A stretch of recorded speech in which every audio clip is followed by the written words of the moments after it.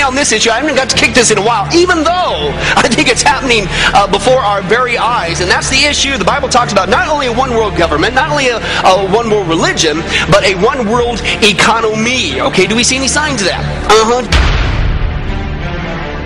How much does Greece owe, Roger? $367 billion. Correct. And who do they owe it to? Mostly to the other European economies. Correct. How much does Ireland owe? $865 billion. Correct. And who do they owe it to? Other European economies, mostly. Correct. How much does Spain and Italy owe? $1 trillion each. Correct. Who to? Mainly France, Britain and Germany. Correct. And how are Germany, France and Britain going, Roger? Well, they're struggling a bit, aren't they? Correct. Why? Because they've lent all these vast amounts of money to other European economies that can't possibly pay them back. Correct. So what are they going to do? They're going to have to bail them out. Correct. Where are they getting the money to do that, Roger? That's a good question. I don't know the answer to that one. How much does Portugal owe? Hang on a minute. What was the answer to that earlier question? Just keep answering the questions, Roger. Where is Portugal going to get the money it owes to Germany if Germany can't get back the money that it lent to Italy? Just a minute. What was the answer to the previous question? The question was, how can broke economies lend money to other broke economies who haven't got any money because they can't pay back the money the broke economy lent to the other broke economy and shouldn't have lent it to them in the first place because the broke economy can't pay it back? You're wasting very valuable time, Roger. How much money does Spain owe to Italy? $41 billion, but where are they going to get it? Correct. What does Italy owe to Spain?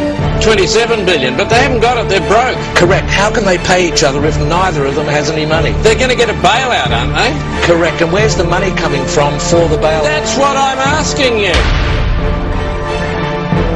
This is my currency, British pound sterling. Das ist meine Währung, der Euro. Det här är min valuta, den svenska kronan. This is my currency, the US dollar. Some of my CNN colleagues, diversity's great, but wouldn't it be a lot easier if we just had one currency and one language? Some say it's an idea whose time has come. The global economy needs to have a global currency. Sandro Sassoli would like coins made of precious metals like gold and vanadium. And his idea has its devotees. Russian President Dmitry Medvedev held up one of the special gold coins at the G8 summit in Italy in July. Lance, this sounds like some freaky science fiction book. Tell us what this is about. These two workers have microchips? Right. Well, this is very, very real, and these microchips are about the size of a grain of rice. They get injected into your skin.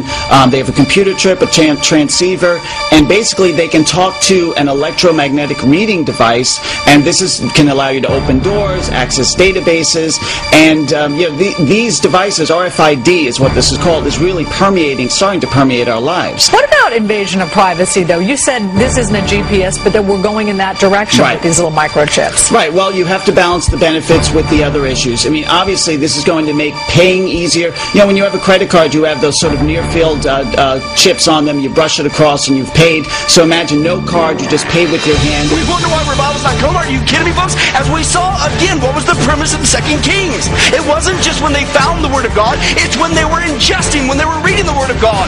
That's when revival broke out. It started with one man, Shaphan, the secretary, who found it in the temple. But he didn't keep it to himself. He shared it with Josiah the king. He was grieved. He tore his robes and grieved. Oh no, we're under the wrath of God because of our disobedience, just like America today. But he didn't keep it to himself. He ordered that the Word of God was now to be read to the people, and boom, the revival busted out on that nation. But you would think, come on, the one people who would be pouring over the Word of God day in, day out, man, reading it, proclaiming it, ingesting it, so that national revival could break out would be you and I, the people of God, right?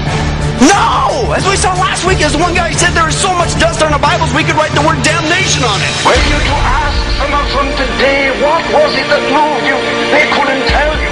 Only that they were moved by a power that they could not explain.